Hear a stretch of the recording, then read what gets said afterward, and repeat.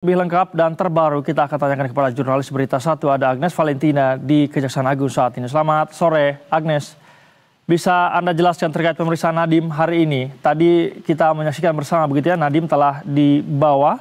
Bisa Anda jelaskan bagaimana proses penetapan tersangka dan dibawa ke mana Nadiem dan akan ditahan berapa lama? Silakan Agnes.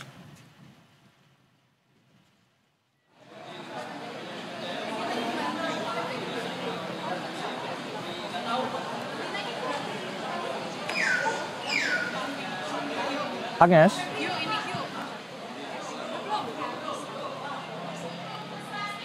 Ya, sore Said dan juga pemirsa, mantan Menteri Kebudayaan Riset dan Teknologi Nadiem Makarim pada hari secara resmi telah ditetapkan menjadi tersangka atas kasus dugaan korupsi pengadaan laptop Chromebook, di mana berubahnya status ini dikarenakan para penyidik telah menemukan bukti yang cukup untuk mengubah status tersangka, maksud kami status saksi dari Nadiem Makarim menjadi tersangka. Dan kata Kapus Penkum Kejagung, Anak Supriyatna, menyatakan bahwa pihaknya telah memeriksa 120 saksi dan 4 ahli khusus dalam kasus ini. Sehingga dari sini penyidik telah berhasil mempelajari kasus secara lebih mendalam dan menetapkan Nadiem Makarim menjadi tersangka dalam kasus korupsi tersebut. Dan kami berdasarkan juga bahwa kasus tersebut memang berawal saat pihak dari Nadiem Makarim dan kawan-kawan yang berada dalam kasus ini mengadakan pengadaan laptop Chromebook mulai untuk anak-anak PAUD hingga SMA di daerah-daerah 3T. Namun dikarenakan ada kendala di mana wilayah tersebut belum terjangkau oleh internet, maka dari itu kasus ini menjadi hal yang dicurigai oleh Kejagung. Dan kami informasikan juga, Said, adapun kronologi dari proses korupsi yang dilakukan oleh Nadiem Makarim beserta kawan-kawan, yakni pada mulai Februari 2020 pertemuan dilakukan oleh Nadiem Makarim bersama dengan pihak Google Indonesia untuk membahas program Google for Education menggunakan Chromebook. Dan pada pertemuan pertama ini yang dilakukan oleh Nadiem, disepakati sebuah proyek pengadaan TIK menggunakan Chrome OS dan juga Chrome Device Management. Kemudian setelahnya berlanjut pada 6 Mei 2020, Nadiem Makarim mengundang 4 tersangka lainnya dalam kasus ini untuk melakukan Zoom secara tertutup untuk membahas mengenai rencana korupsi yang mereka lakukan, di mana mereka membahas mengenai pengadaan Chrome OS. Kemudian sesuai arahan dari Nadiem, meskipun pengadaan belum mulai, tapi sudah mereka lanjutkan karena ini adalah salah satu strategi korupsi yang mereka lakukan, yakni di tanggal 6 Mei melalui Zoom secara tertutup. Kemudian kemudian selanjutnya dilakukan tindak lanjut, di mana Nadiem membalas surat Google untuk ikut pengadaan TIK, di mana sebelumnya ini ditanggapi oleh Menteri Pendidikan sebelumnya, yaitu Muhadjir Effendi. Selain itu juga pada tahap ini dilanjutkan untuk membahas secara teknis mengenai proyek dan juga adanya pembahasan mengenai spesifikasi Chrome OS. Dan tim teknis yang terlibat dalam ini juga membuat review teknis yang menyebutkan Chrome OS, di mana ini adalah tentu saja bagian dari rencana korupsi yang dilakukan oleh Nadiem Makarim beserta dengan 4 tersangka lainnya.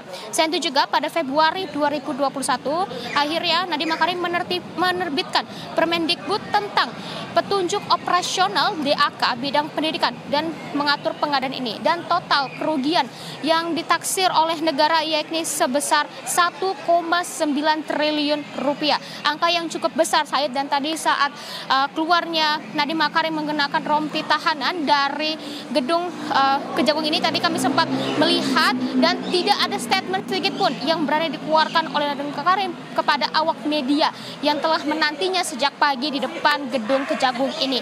Dan ternyata memang tadi suasana benar-benar sangat luar biasa ricuh karena memang kami telah menantikan bagaimana penetapan Nadiem Makarim secara resmi telah ditetapkan menjadi tersangka dan bagaimana proses dari Nadiem Makarim ini dipindahkan ke rutan Salemba, sehingga pada hari ini, Said, secara resmi telah dipindahkannya Nadiem Makarim ke rutan Salemba. Ya, Said. Baik, Agnes, apakah pihak Kejagung juga memberikan informasi bukti apa yang menguatkan penetapan Nadiem Makarim sebagai tersangka hari ini, Agnes? Untuk bukti bukti tadi saya sudah sebutkan sebelumnya mengenai kronologi, itu adalah salah satu bukti yang menguatkan bagaimana peran Nadiem Makarim ini dalam tindakan korupsi. Selain itu, untuk bukti lainnya tidak disebutkan secara detail, lebih detail lagi apa saja yang menjadi pertimbangan penting bagi penyidik. Namun Said, yang menjadi poin penting kami tadi pagi saat kedatangan dari Nadiem Makarim ke Kejagung, ia membawa sebuah tas tenteng. Nah, tampaknya itu adalah salah satu yang juga menjadi perbantuan bagi penyidik pada hari ini, sehingga penetapan status tersangka oleh Nadiem bisa terjadi pada sore hari ini. Ya, Said.